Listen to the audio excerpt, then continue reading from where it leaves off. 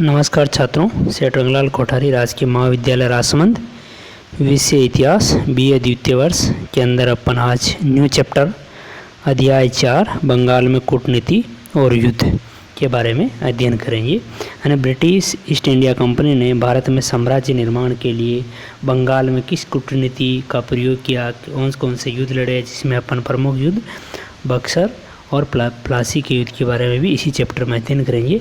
अतः इस चैप्टर को अपन टॉपिक वार अध्ययन करते हुए चलेंगे, जिसमें सबसे पहले अपन देते हैं बंगाल की स्थिति। यानी कि ईस्ट इंडिया कंपनी के बंगाल में अपना साम्राज्य स्थापित करने से पूर्व, यानी कि प्लासी के युद्ध से पूर्व की बंगाल की स्थिति क्या थी, उसका इस चैप्टर में अपन अध्ययन करना चाहेंगे। इससे पहले अपन थोड़ी जानकारी ये प्राप्त कर लेते हैं कि भारत में आखिर में ब्रिटिश प्रभुत्व की स्थापना का प्रयत्न किस तरह रहा।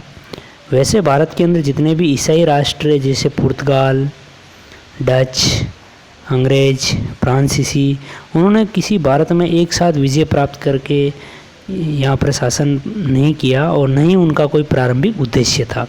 वैसे देखा जाए तो भारत में प्राचीन और मध्यकाल में जितने भी आक्रांता यानी विदेशी आक्रमणकारी जैसे महमूद गजनवी, मोहम्मद बिन शाम, मोहम्मद घोरी सभी भारत आए थे, वे अपने एक योग्य सेनापतियों के नेतृत्व में आए और उन्हें युद्ध में भारतीयों को पराजित कर अपने शासन स्थापित किए।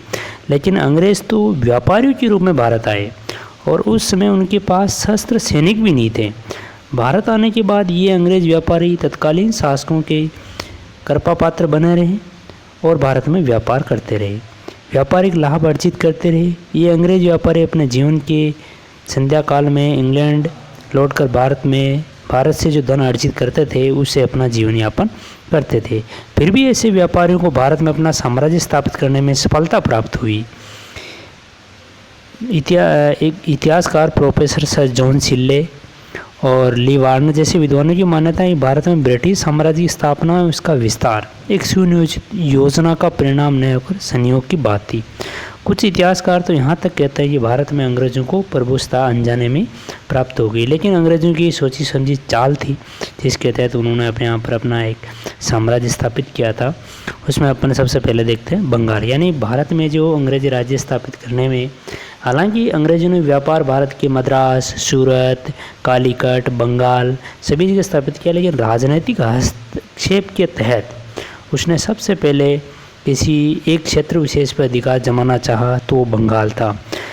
बंगाल की स्थिति के बारे में ईस्ट इंडिया कंपनी का जो युद्ध सिराजुद्दौला के साथ जो हुआ था उससे उनके आपसी झगड़े, उनसे पूर्व की अपन स्थिति के बारे में अध्ययन कर रहे हैं। औरंगजेब के शासनकाल में बंगाल, बिहार और उड़ीसा मुगल साम्राज्य के 3 अलग अलग सूबे थे। यानी कि 1707 से पूर्व, औरंगजेब की जब मृत्यु हुई थी 1707 में, उससे पूर्व बंगाल, बिहार और उड़ीसा मुगल साम्राज्य के 3 अलग अलग सूबे थे, यानी कि उनके अलग अलग राज्य थे। 1705 ईस्वी में औरंगजेब ने मुर्शीद कुली खां को बंगाल का सूबेदार नियुक्त कर दिया।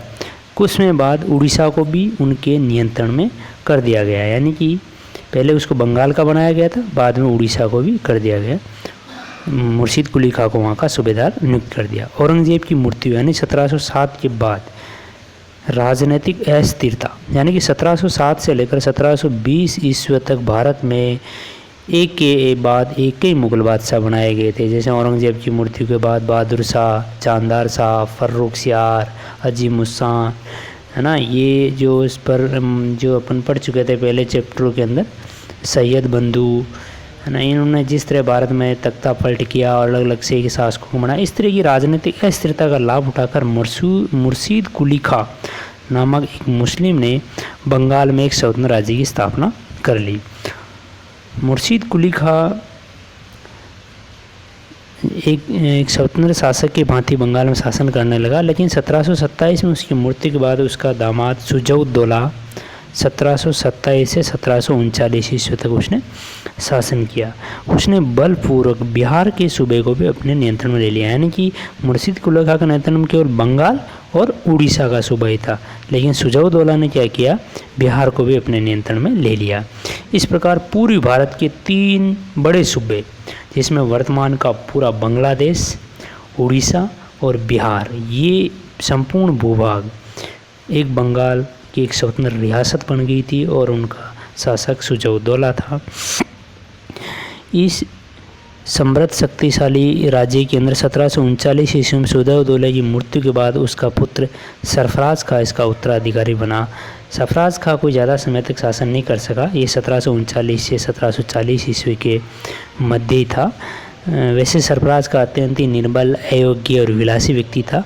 उस समय अलीवर्दी, जब सरफराज खां बंगाल का शासक था, उस टाइम पे अलीवर्दी खां बिहार का एक छोटा सा पद पर था, यानी ये नायब सूबेदार था। लेकिन ये अलीवर्दी खां बहुत ही पराक्रमी, सैनिक और महत्वाकांक्षी व्यक्ति था, है ना। और इस अलीवर्दी खां ने 1740 ईस्वी में सरफराज खां को एक युद्ध में पराजित करके बंगाल, बिहार और उड़ीसा का सूबेदार बन बैठा और कमज़ोर मुग़ल सम्राट ने उसको मान्यता भी प्रदान कर दी। उसने 1740 ईस्वी से लेकर 1756 ईस्वी तक बंगाल पर शासन किया।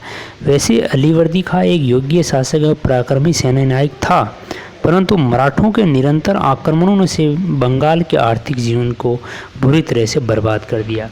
यानी कि बंगाल बहुत शक्तिशाली सूबा था, क्योंकि वर्तमान का जो अलग बांग्लादेश भी इसी के अंदर आता था, जिसकी राजधानी वर्तमान में जो ढाका है, ये वाला जो क्षेत्रफल भी बंगाल सूबे में आता था।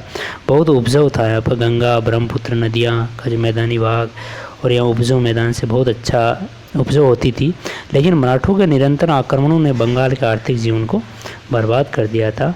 1751 ईस्वी में मराठों के साथ अलीवर्दी खां ने समझौता कर लिया। इस समझौते के अनुसार अलीवर्दी खां को उड़ीसा का अधिकांश भाग मराठों को देना पड़ा। यानी कि मराठों और उनके बीच में समझौता इसी शर्त पर हुआ कि मराठों को चौथ वसूली के बदले उनको 12 लाख रुपए प्रतिवर्ष भी देने पड़ते थे। इसके बाद उसने शासन व्यवस्था की तरफ ध्यान दिया। उसे बंगाल का सूबेदार बनने में बंगाल के हिंदू व्यापारियों से भी महत्वपूर्ण सहयोग मिला था। अतः उसने हिंदुओं को भी महत्वपूर्ण पदों पर नियुक्त किया, जिनमें जो प्रमुख हिंदू थे, जिनको अलीवर्दी खां ने अपने जो अपने शासन के जो पद थे उन पर नियुक्त किया था, उसमें प्रमुख हिंदू थे राय दुर्लभ, जगत सेठ, बंधु मेहराब राय और स्वरूप चंद, राजा राम नारायण, राजा माणिक चंद आदि कई हिंदू थे, जिनको उसने अपने शासनकाल में सम्मान दिया और विभिन्न पद दिया गया था। उसमें बंगाल का अधिकांश व्यापार हिंदू व्यापारियों के हाथ में था। यूरोपीय व्यापारियों के संपर्क में आने के बाद हिंदू व्यापारियों का कारोबार और अधिक बढ़ गया। वे काफ़ी समृद्ध हो गए थे। बंगाल से कृषि पदार्थों के अलावा सूती कपड़े तथा रेशम का भी भारी मात्रा में निर्यात होने लगा। अलीवर्दी खां और ईस्ट इंडिया कंपनी के आपसी संबंध कभी मैत्रीपूर्ण नहीं रहे। उनमें आपसी विवाद चलता ही रहता था। विवाद का एक प्रमुख कारण व्यापारिक सुविधा थी। जैसे कंपनी का कहना था, ईस्ट इंडिया कंपनी का कहना था कि उसको 1717 ईस्वी में जो मुग़ल शासक फर्रुख सियार से जो शाही फरमान मिला है, उसके अनुसार उनको बंगाल में सुविधाएं मिलनी चाहिए थी। यानी कि उनको मुक्त व्यापार, किसी प्रकार का कोई भी टैक्स अलीवर्दी खां को नहीं देना चाहती थी कंपनी, और सीधा व्यापार करना चाहती थी। इसके विरुद्ध अलीवर्दी खां का मत था कि कंपनी को जो सुविधाएं दी गई है वो उनका दुरुपयोग कर रही है, जिससे बंगाल के सरकारी कोष को भारी घाटा उठाना पड़ रहा है। कंपनी को चाहिए कि वह अपने मुनाफे का कुछ अंश सीमा शुल्क, यानी कि एक राज्य से दूसरे राज्य में व्यापार करने पर उस समय में सीमा शुल्क लगता था, वो सरकार को दे दे, परंतु कंपनी इसके लिए तैयार नहीं थी। विवाद का दूसरा पहलू कंपनी के राजनीतिक इरादे थे। कर्नाटक युद्धों में मिली सफलता से ईस्ट इंडिया कंपनी का आत्मविश्वास बढ़ा हुआ था, अतः उसकी महत्वाकांक्षा भी बढ़ गई थी और बंगाल में अपने स्थिति को मजबूत बनाने में ईस्ट इंडिया कंपनी जुटी हुई थी।